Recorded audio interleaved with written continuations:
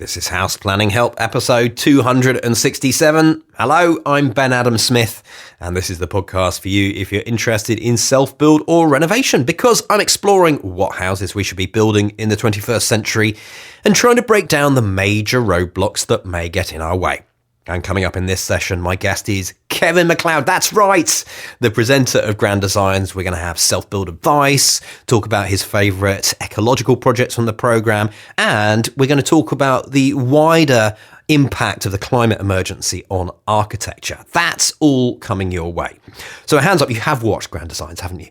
And I was having a think about this because obviously it premieres on Channel 4. And then there's some other Channel 4 channel where it goes round and round in circles. And if you hit record, oh my goodness, it sends every single Grand Designs episode your way. So I'm pretty sure I have seen virtually all of the 20 series that they have had. So I think I've done my research for this episode. And it's going to be our resource today. Grand Designs TV show. It's also an exhibition. We'll talk about that. And there's a magazine too. And one nice thing, actually, about interviewing a professional is sometimes as an interview, you have to work hard. When it's a professional, really, I can kick back a bit. He's got some great stories, great advice, as I mentioned. And I wanted to start in a slightly different way because after 2 decades of great TV shows, I'm a fan, certainly, and over the years of the podcast too, and I've interviewed people who've worked closely with Kevin and know that he's used his position. He could just do the TV show and then kick back, and that's the end of it. But he's used his position to promote self-build, to further our thoughts on the architecture of our buildings. So, yeah, we start this way with a big thank you. Well, thanks. That's very nice to hear. It's nice to hear because television is such a kind of ephemeral medium. It's basically electromagnetic radiation, and and I'm at this kind of slightly vulnerable point in the year where we just yesterday I did the last voiceover. I've got one more to do for this series. It's like last minute stuff, and it's for the program that goes out tomorrow night. And it's wow. and I kind of and somebody said to me the other day, how many of the current series have you seen? I said none of them, because I've been travelling and sitting on trains and voicing and writing, and because it's just a crazy time of year.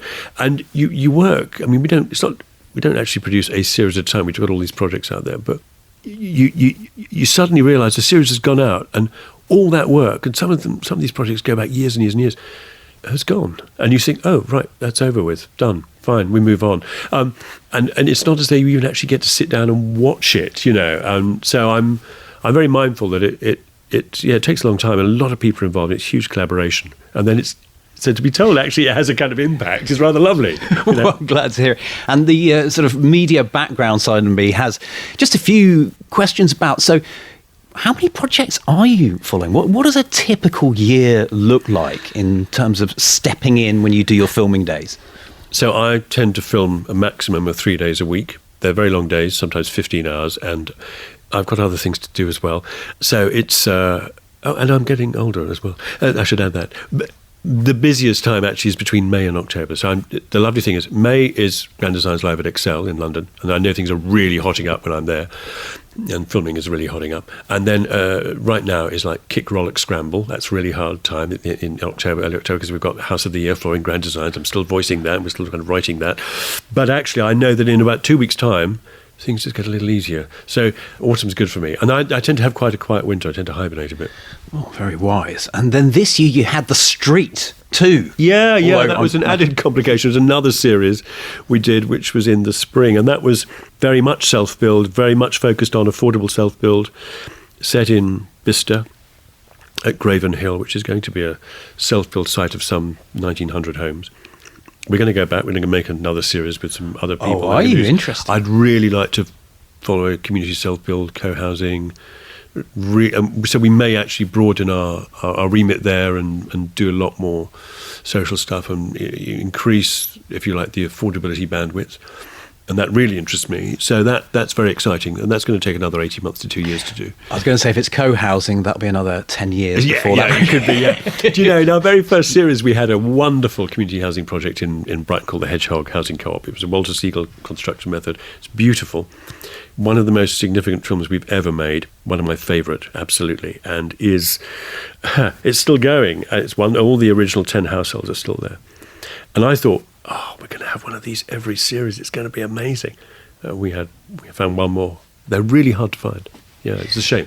So how much do you steer things then? I guess having done a couple of decades, more so than the original days? Well, I don't know. Pick things that you would like to cover. Oh, yeah.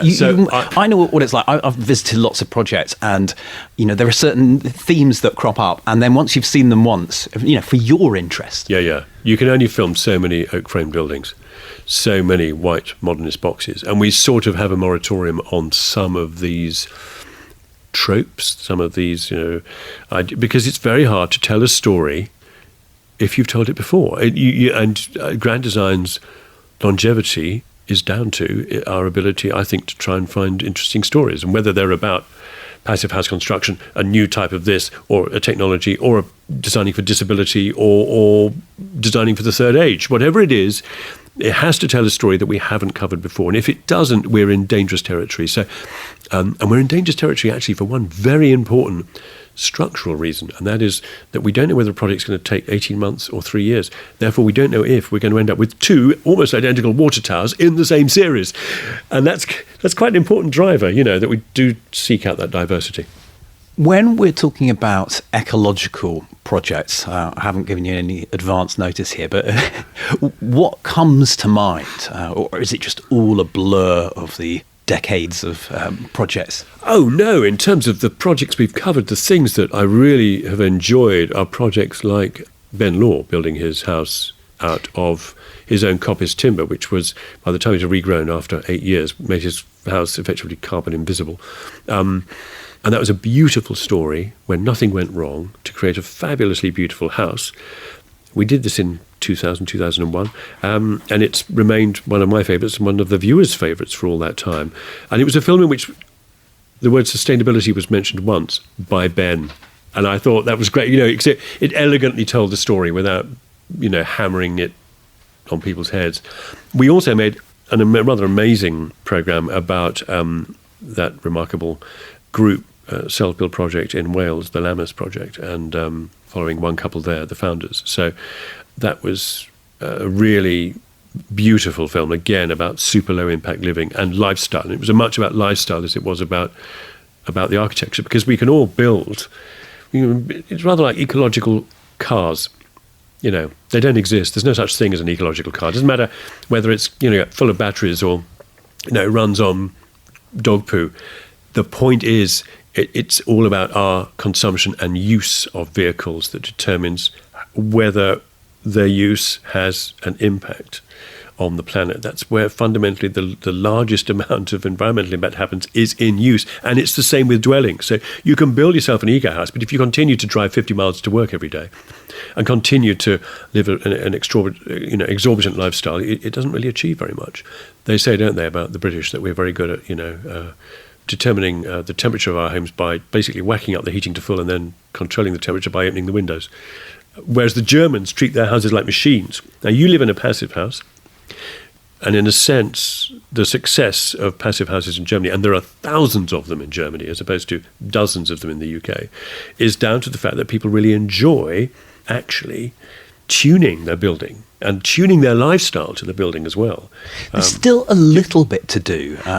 I always say it's a very boring house to come and look around, because you don't see it very much. The MVHR is about the one thing on show that says it's something slightly different.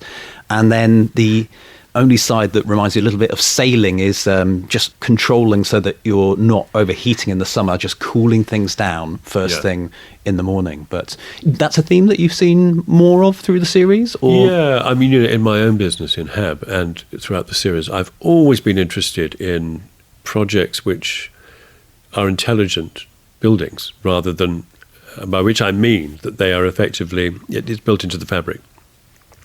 rather than what many of us, particularly men, love to do, which is to kind of bolt machinery onto what we've got. And the idea of retrofitting kind of, complex machinery to a building seems to me, or even actually installing it in the first place, is just hiding to nothing. All it's doing is creating a whole load of work for yourself and expense. Whereas actually a fabric first approach is glorious. So if you build out of materials which are going to trap the heat of the sun, which are going to shade you in the summer, which are going to provide you with healthy air and recover the heat loss from that air, then you've already made such a vast improvement. And you can do this by choosing the right materials in a very intelligent and relatively ecological way. And those buildings which do that, as it were, passively, are always of profound interest to me. Yeah, because I mean that's really intelligent. Bunging a load of stuff on it is not. It's like the argument, isn't it, about the Americans and the Russians in their space race. So the Americans spent tens of thousands of pounds developing a ballpoint pen that would write upside down in space. And the Russians used pencils. I don't think that's true, but I just love the story. That's a good story. One of the things I was going to ask you about was the climate emergency and how architecture has to change. And one thing I quite like about Passive House often is the simplicity that you're, like you're saying, building a simple fabric of the building. Sometimes it's quite a simple form as well. It's not saying it's boring, but you can have beautiful buildings. So how do you feel architecture needs to change to address the climate emergency? I was watching a film the other evening on television, and the film stopped, and one of these kind of screensavers came on. It was one of those kind of aerial views of Dubai, looking down at all the buildings.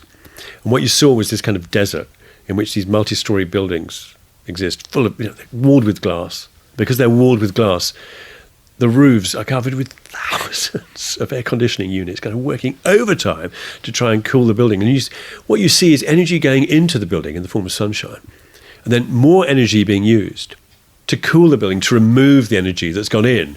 And that just seems, when you think about it, it's just bonkers, isn't it? I remember my daughter, the youngest, when she was young, said to me, "Dad, what happens to the heat in the house when the house goes cold at night?" And I thought about this, and I thought, well, of course, the laws of thermodynamics dictate that actually nothing happens to the heat. It doesn't disappear. What happens is it leaches through the fabric of the building, out through the windows, out through the gaps in the doors, and makes its way up into the atmosphere as energy and as thermal energy. And we're used to this idea that somehow we just keep burning fuel in order to stay warm, as though that's its role. The role of fossil fuel, it was never intended by the gods that material should be used by us. What we did instead was we basically dug all of it out of the ground, set fire to it for a couple of 100 years just to see what would happen. We now know what happens. We can't let go, can we? I know. We can't let go of our dependency on it. So there's this sort of craziness in there. And our responsibility as architects and as builders, is to be building buildings which are super efficient in terms of how they use their resource, how they use energy, and how they, in doing that, also deliver a quality of life that makes their arguments utterly compelling.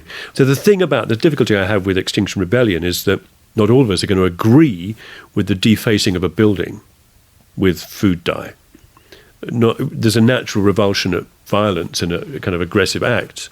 And equally, at the same time, we all understand perhaps the drive and the arguments and the agendas behind that. So, every sympathy, but at the same time, my role is not to, hire a fire engine and squirt red food dye at the Treasury. My role is to persuade architects and to persuade us all as consumers that the best thing to do is that we build and we use and we consider the resources of the planet in such a way that we are truly and holistically sustainable in terms of the air we breathe, the woods, the forests, the fish, the water we drink, but also actually the ecosphere, the plants, the other species on the planet with which we cohabit this earth. So it's a big and complicated argument. In architecture and in architectural terms, my role in my business has always been to try and design produce places which are great places, first of all, which feel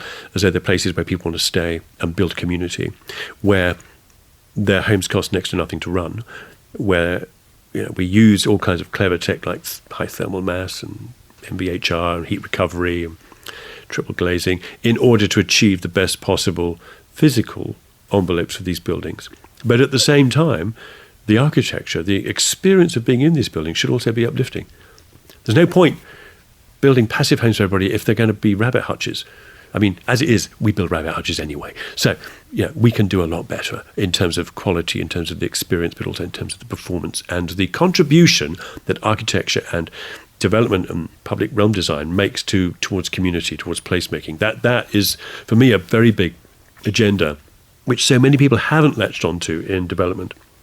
It's the idea of how you use the spaces in between buildings to create social sustainability, which has of itself a collective reduction in demand on the planet's resources. In other words, if you share an allotment and you grow your own food, if you join a car club because you know your neighbours and you want to do it, if you between you buy a bicycle for the street or buy one trampoline for 5 households for the kids, one shed, or one lawnmower between 5 homes, what you're doing is actually you're sharing cost, you're saving yourself loads of money, and you're also saving resources and making your collective imprint on the planet lighter.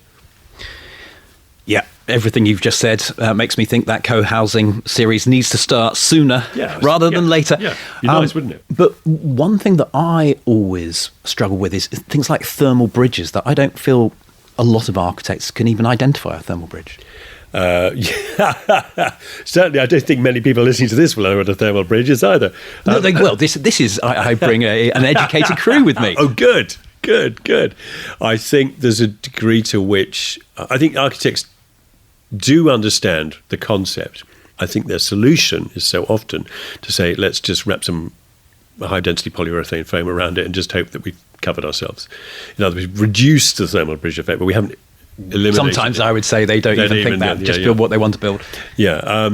So it is. I think that the role of environmental engineers is underappreciated in architecture. A great friend of mine, Patrick Value, is an environmental engineer and is Atelier 10. He started Atelier 10, and he's very funny on this subject because, as he says, I think his view is the same as yours. I couldn't comment. Coming back to grand designs then, and also thinking if someone is starting out a project, how should they research it? Oh, that's a really interesting question. I think that the thing about architecture that makes it so compelling and fascinating is that it results from a drive to try and make the world a better place, to improve it and to create the world in our image, which of itself, given everything we've been talking about, can be a dangerous motive, but at the same time, when we do it well and properly and responsibly, can also be very noble and can ennoble us. So I suppose most people think about self-build as as a collection of ideas when they start. And often those ideas are to do with baths, taps, kitchens, dishwashers, sofas, lights, door handles, and people sort of almost assemble their notional home from these grains, these bits, which of themselves can be very misleading, very expensive, and very distracting. And actually, architecture isn't interior design. I mean, I think what architecture is a process of design which is very good at resolving all kinds of issues to do with how buildings, places respond to where they are, to site, to the environment, to their location, to the passage of the sun, to how they function in engineering terms, but also how they provide uplifting and exciting spaces for their occupants that lift the spirits. And it's not, we shouldn't confuse square meters with cubic meters of happiness. It's not as though one is related to the other. Size doesn't equal happiness. And indeed, size doesn't equal a sense of space either, because if you have a very large building with small windows, it will feel far more claustrophobic and prison-like than a small building with larger windows that gives you a connection to sky or landscape. So it's the idea of connection to the outdoors and to the natural world, which is important, I believe. And equally, some really clever space-saving ideas, storage ideas. The way you use a staircase, the way you use cupboards in a wall, the way you build stuff in, the way that you provide full-height storage cupboards, attic use, outdoor storage space for the stuff that doesn't need to be actually kept in the thermal envelope, like a canoe or a bicycle, doesn't need to be kept indoors, nice and warm, So I think architecture is very good at solving these problems. And I see it as very much as a problem-solving tool and a process which has got nothing at all to do with taps. And what do you provide then at Grand Designs Live? I know that I certainly went to one, possibly more than that during my research period, but what can we learn if we come along? Oh, there are some amazing taps. We've got some great taps. It is any discounts? Yeah, you have to speak to the suppliers. They hang around till the last 5 minutes of the exhibition. Oh, right, good tip there. The show is a mix of so many things, so many makers, so many retailers. I suppose the one thing that I'm very proud of with the exhibition is the fact that quality, the tangible quality of stuff is evident, because you can't understand the quality of anything unless you touch it, feel it, examine it, play with it, handle it, and hence the exhibition is very important. But it's also an exhibition where there's an opportunity for exchange of ideas. So we have a big area devoted to, it's called Ask the Expert, where people come and bring photographs of their loft extension, their planning, or their kitchen, or their retrofitted, whatever, garden shed, or as much as their one-off self-build, and where they can meet one of dozens of experts who happily give up their time for the 5 days to come and help them. And that's a really important and rather lovely and very generous act on their part, to come and support the show and provide this service effectively for free for all of our visitors. So we've got a show, we've got a stage, we've got loads of stuff happening in the theatre, My Green Heroes, lots of innovation trails, lots of different buildings made from different materials. We've got a house made from 6,000 milk bottles, used ones, which deals with the issue of plastic waste, but also is and it's a great thing to look at and understand and explore. I'm not suggesting we would all go away and build a house made out of milk bottles, but it represents a very important aspect of the exhibition, which is that, yes, you can engage with stuff that you can buy now, that you can use now, you could design with now, but we're also showing you stuff which is around the corner and stuff which is not, which is kind of way out there, but which one day actually might be around the corner, or might be for sale by one of the exhibitors. And we've got exhibitors now selling products made from biotech grown fungi, or coffee cups made from coffee grinds recycled, or cladding made from hemp and sugar resin. They're selling the stuff now on stands, whereas 2-3 years ago these products were in our Green Heroes section. So just as on television you see our grand designers as experimentalists investing in tech ideas and innovation in a way that no developer ever would, so we're very grateful to them for doing that. So also the exhibition gives us a chance to do that as well, and I really enjoy that, because for me, I'm quite a techie person. I kind of quite enjoy not the heavy electronic stuff, but I kind of really like innovation. I get a lot of energy from the excitement of what's around the corner. Well, you can always learn, can't you? And do they still have that bit where there's a corridor that plays the Grand Designs music as you walk down? I don't know why, that always sticks in my memory, because it's 20 seconds and they put it on a loop. Yeah, the Tunnel of Love. The Tunnel of Grand Designs Love. I'll take that as a yes then. Yeah. Well, you imagine what I think about that. You never go there. I hear the theme tune, I come out in a kind of hives. How do you spend your time? Are you there every day or just at the beginning and close? Pretty well. No. I'm there for half the weekend and for most of the week as well. So I'm glued to it. Yeah, and very proud of it. It's a fun show. It's a fun thing, and it also for me is an opportunity to meet my audience, because I don't normally get to see the customer. Do you know what I mean? What's the most common thing that you get asked? Can I have a selfie? I can understand that. Talking of can I ask, we've got a couple of listener questions here, so I'm just going to read those out. First up, Tim Allsop says, how do you expect or want self-build to be in the UK in 10 years from now? I'd like to see it widespread. I'd like to see it facilitated by local authorities. I'd like to see dedicated sites. communities of self-builders working together. I'd like to see it affordable, by which I mean not simply affordable in the sense that the government defines it, which is for many people unaffordable. But I'd like to see co-housing, community schemes, community self-build. I'd like to see local authorities, and I'd like to see housing associations working with groups of their residents as clients to build either blocks of flats or terraces or whatever. But through community, you get a far greater sense of attachment to place and a far greater sense of empowerment.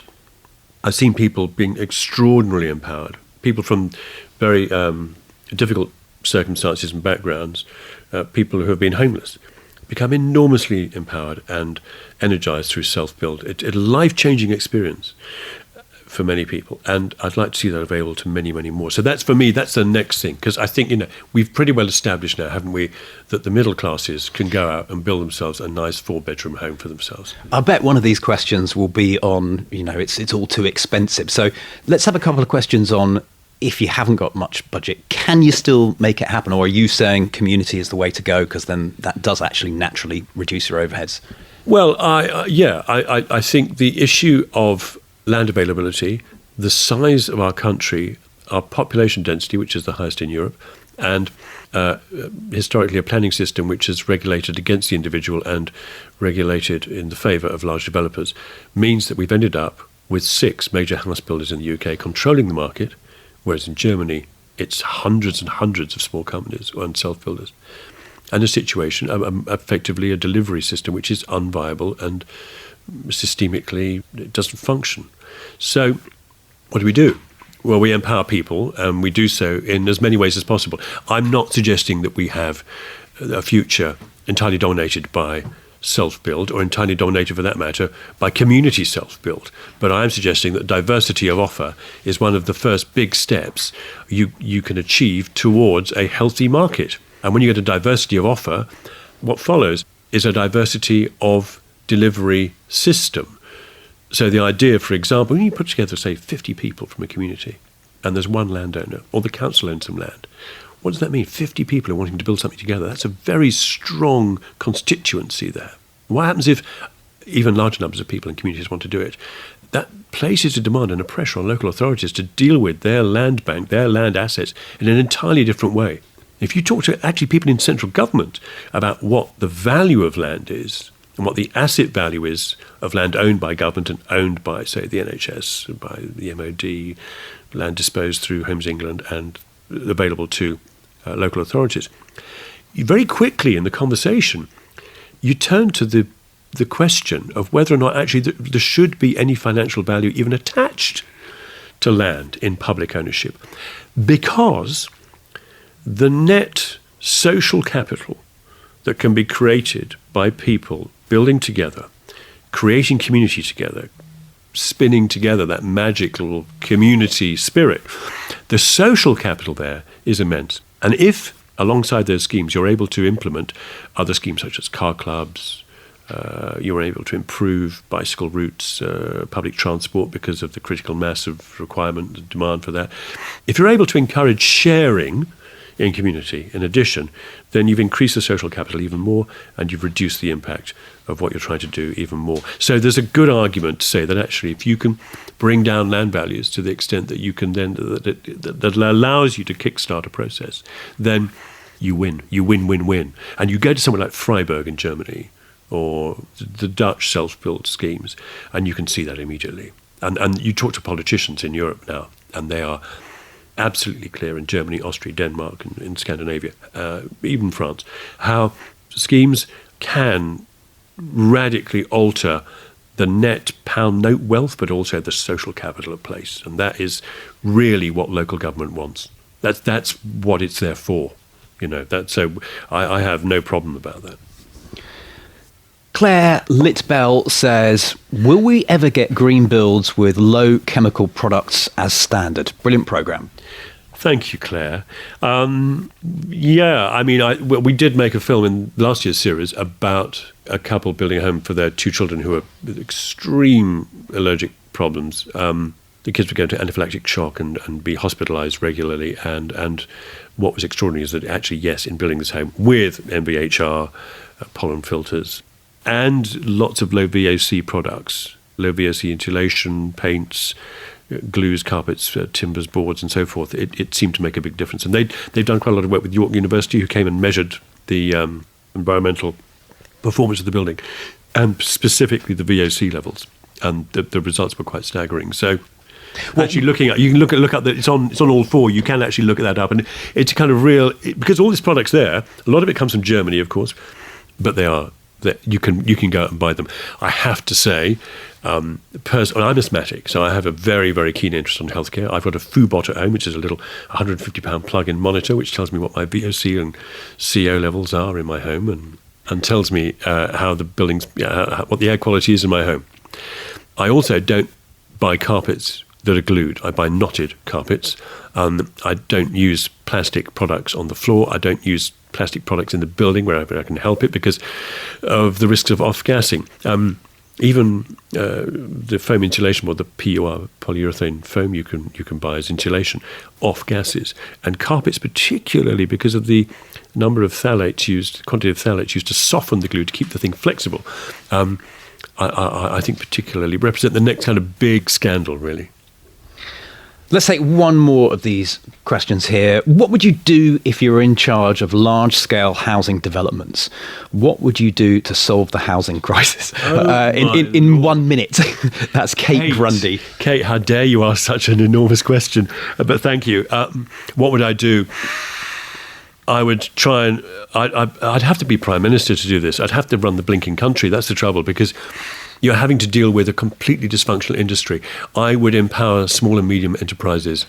I would mitigate against the large house builders. I would mandate every single local authority to allocate land. I'd use the Right to Build Act, in fact. That's what I'd do, to mandate. The trouble is, everything I'm describing has already been tried. And that's the difficulty, it's not one problem. We have a crisis in numbers, we have a crisis of quality, we have a crisis in affordability, we have a crisis in planning. I mean, only half of the number of planners that we need. And we don't have, within central government, a statement of faith. And what I would personally like to see, if I could do one thing, I would announce a national statement of faith in social housing.